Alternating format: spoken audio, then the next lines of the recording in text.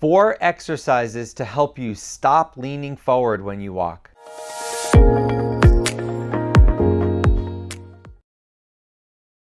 Hi, my name is Doug. I've been a physical therapist for 30 years and I specialize in helping people with balance problems learn to walk again.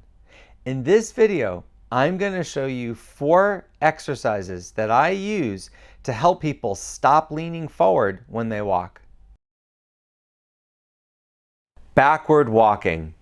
To do this exercise safely, you need a countertop or the back of a chair or something to hold on to just in case you lose your balance. You simply want to stand up straight and step backwards 2 to 3 steps. You don't want to step so many steps that you're away from something to hold on to, but you want to do 2 to 3 steps in one direction, then carefully turn around and go 2 to 3 steps in the other direction. Your goal is to do 2 to 3 steps in both directions, repeating that 3 times without holding on. But it's probably going to take weeks of practicing this, if not months, before you're going to be able to do it without holding anything. Wall leans. To do this exercise, you want to be standing against a wall. Where you put your feet will determine how difficult the exercise is. So in the beginning, just bring your heels about 4 inches away from the wall.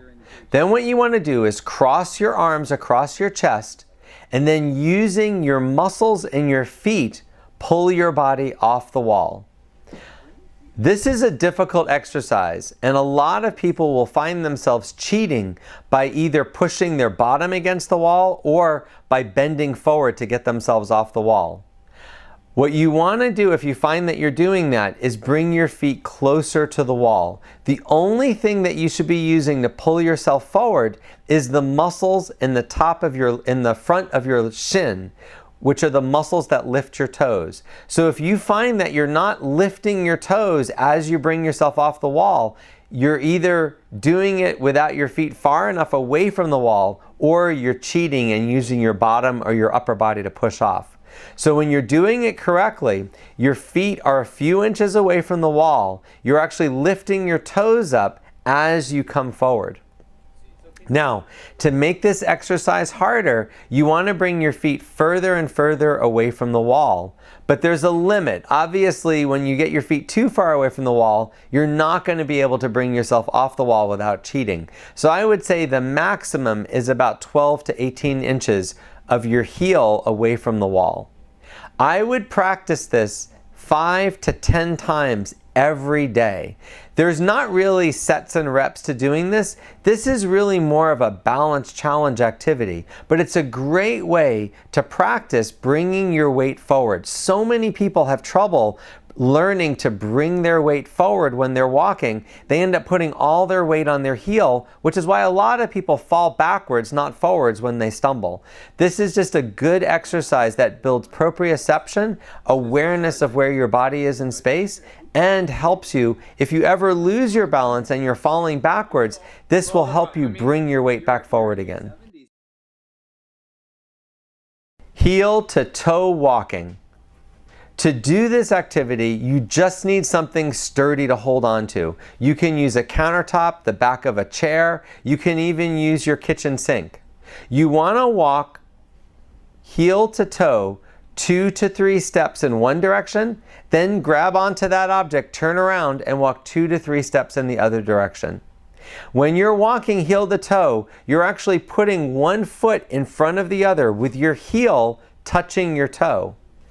Your goal for this exercise is to do this 3 times in each direction without holding on. In the beginning, you might have to hold on the entire time, or at least put one finger on the countertop the whole time. That's fine. People aren't automatically able to do this exercise. Most of my clients have to practice this for weeks, if not months, every single day before they get good enough to do it without holding on. Single leg standing.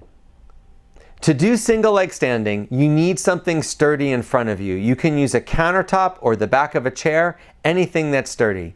You want to lift one leg up and shift all your weight over to the one leg you're going to stand on, and then try to let go. Your goal with this exercise is to let go for 20 seconds before you have to grab the counter and then shift to the other leg and do the same thing for 20 seconds. We want you to be able to do this 3 times on each leg for 20 seconds. But most of the clients that I see and most of the people I work with, this can take months to get to this goal. In the beginning, it's fine if you have to hold the countertop with one finger or even one hand just to get used to this exercise. The key to this exercise, the thing that most people struggle with, is they're not shifting their weight enough.